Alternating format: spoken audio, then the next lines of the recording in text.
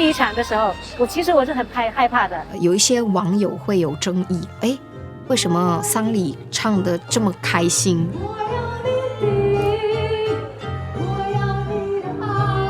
有一些冲突啦，他讲你们唱往生者那里听得到，所以呢他们就好了就打他了。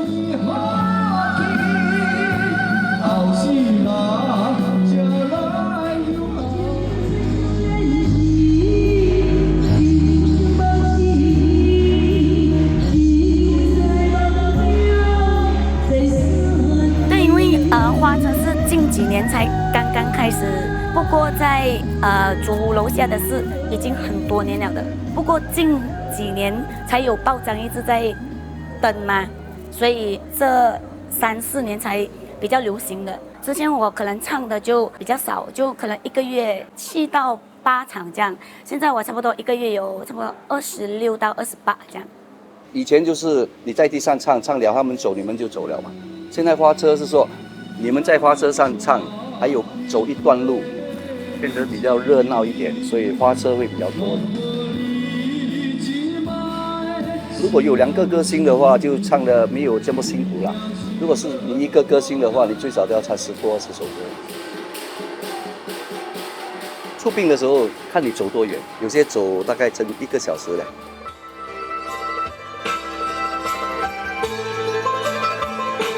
在丧礼中加入花车歌手表演的服务费用大约需要1000多元。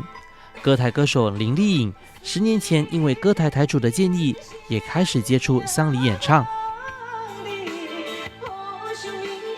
第一场的时候，其实我是很害怕的，那是我人生第一场还是歌唱表演，真的有点担心表现得不好。唱之前我担心是有什么不合规矩，他讲错话但是他说不需要说话的。你只要来鞠个躬，诚心诚意来唱歌就可以了。突然有家属跑过来问我唱什么歌，这首歌很好听，哇，给我信心倍增了。谢谢您的感恩之心。有一次我被家属点到今天不回家，我说这么开心的歌可以唱吗？家属说可以的，因为我们的亲人生前就喜欢听这类似的歌，我就唱了。很开心，唱快乐的歌也有，唱伤心的歌更多。那要抒发他们的情绪，要宣泄，要哭出来，要放开的哭，借助悲伤的音乐来帮助他们咯。看到家属哭得痛不欲生，我们也会跟着陷进去。但是我会尽量的保持我的情绪，尽量不让自己哭。我一哭就不能唱了。因为我父亲生前就是很爱热闹的，他是住在这边已经40多年了。他在这边附近，全部人都是知道这个阿公是很开心的，开心果来的。他已经是祖孙满堂了，他养我们8个兄弟姐妹不容易嘞。祖孙们就是安排这个歌星歌手来送他最后一程。无论是快歌或慢歌，在祖屋楼下进行的丧礼，难免会引来一些居民的抱怨。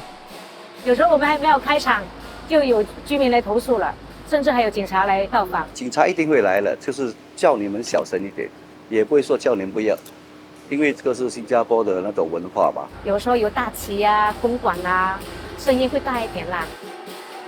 但是我觉得短暂的，最多也就45分钟。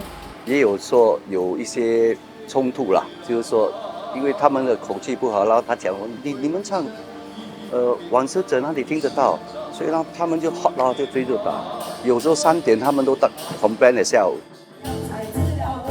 丧礼上的花车歌手通常演唱方言歌曲和传统曲目，近年来也有人开始在丧礼中融入流行元素的表演。我是 Key， 我是一名丧礼歌手。我们是以有一点类似驻唱的那种环节，就是有点歌，就是我们可以让观众点歌，然后我们也有这个自己的 dedication card， 然后如果大家有什么想要跟家属或者是亡者说的话，都可以写在上面，这样子。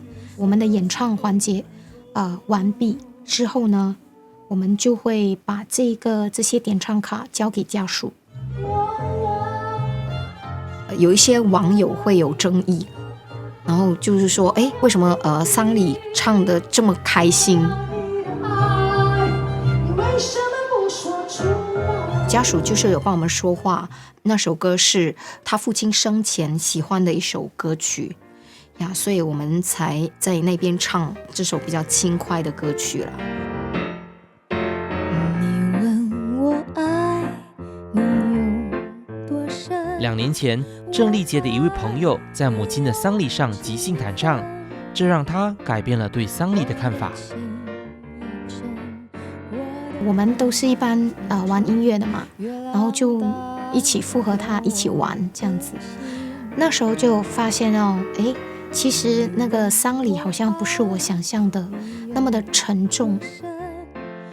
丽杰是一名提供婚礼乐队服务公司的歌手，公司创办人邱永强在听了丽杰的分享后，更坚定了他想把流行音乐表演融入丧礼的想法，创办了新加坡丧礼乐队。当时我开始这个公司，我就想来想去，每一次我们去丧礼的时候，都是好像哭哭啼啼嘛，就是因为你刚刚失去了一个家人，你就会很伤心。我们就想，不如我们用音乐来把这个 to elevate the sorrows, to elevate the pain， 让那个丧礼比较乐观一点。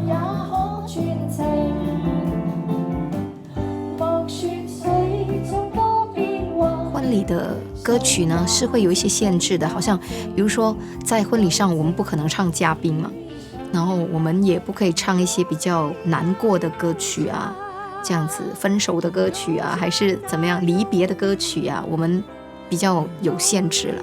这样子丧礼的话反而不会有这些限制。唱过 Baby Shark 还真的是有朋友点 Baby Shark， 因为有小朋友在唱。